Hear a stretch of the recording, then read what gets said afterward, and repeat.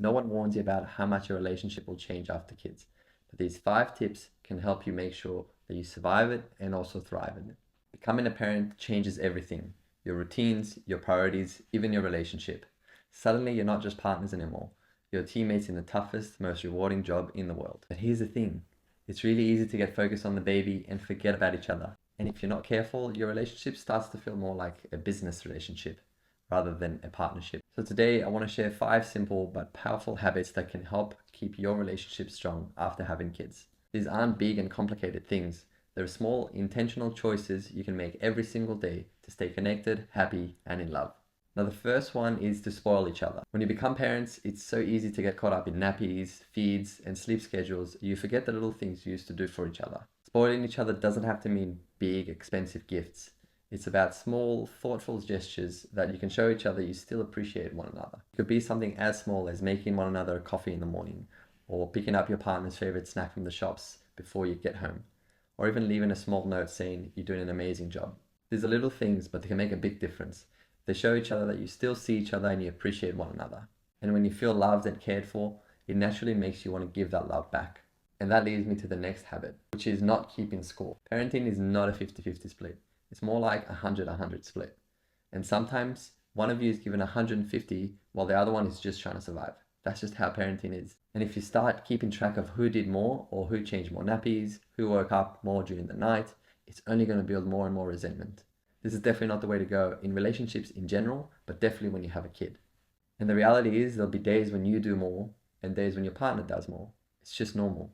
And you have to let go of a scoreboard and remembering that you're on the same team. Once you do that, everything changes. Instead of thinking, I did this, so now you have to do that, or I did this many times, so now you have to do it, this many times to make up for it. That's just not going to work. And instead of that, you have to start thinking you're both giving it everything that you can at this particular moment.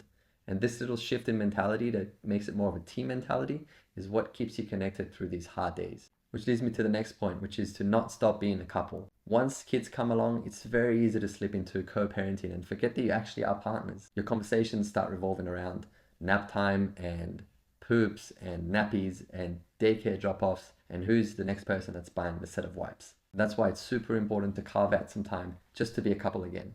And it doesn't have to be anything fancy. Maybe just a date night or a walk together, or even just sitting on the couch with no phones and just having a chat to one another. These moments remind you why you fell in love in the first place. And it's super important to keep that going once you have kids. And sometimes one of the best ways to make this happen is taking turns looking after the baby. One of the most supportive things that you can do for one another is to take turns looking after the baby. Being on duty 24/7 is absolutely exhausting, and burnout will definitely sneak up on you faster if you've never had time to recover for yourself. Giving your partner even just an hour to go for a walk, meet a friend, or have an uninterrupted shower can make a huge difference to their energy and their mood. And it also helps to build trust. You both know that you can step up and look after the baby on your own when you need to. And for mums to know that dads can do that is absolutely huge. And when you've both had a little rest, it's much easier to do the last habit on this list, which is to laugh as much as you can. If there's one thing that's definitely going to save your sanity during parenthood, it's laughter. Babies will do unpredictable things. Toddlers will definitely test your patience. And sometimes you just have to look at the chaos and laugh as much as you can. Because this shit ain't easy. Laughing together in those moments lightens the load. It's like saying, yeah, this is wild, this is crazy, but we got this, it's okay. Share silly stories with each other, send each other funny memes, or just find humor in ridiculous situations that every parent goes through. When you laugh together, it makes a huge difference. You're not just getting through the hard days, you're actually creating happy memories for you and for the kid as well. So you gotta make sure you laugh as much as you can, because this shit is really hard. And at the end of the day, raising kids is a marathon. It's not a sprint. You're gonna have messy days, sleepless nights, that's Sleep Club, and moments where you feel like you've got nothing left to give. It's absolutely normal. But if you keep spoiling each other, make sure you don't keep score, make time to be a couple, take turns looking after the baby, and finding reasons to laugh, you'll survive parenthood together. And not just that, you're gonna thrive in it. A strong relationship is one of the best gifts that you can give your kids, because when they see you guys loving each other, they'll learn what love looks like. So make sure you keep choosing each other every single day.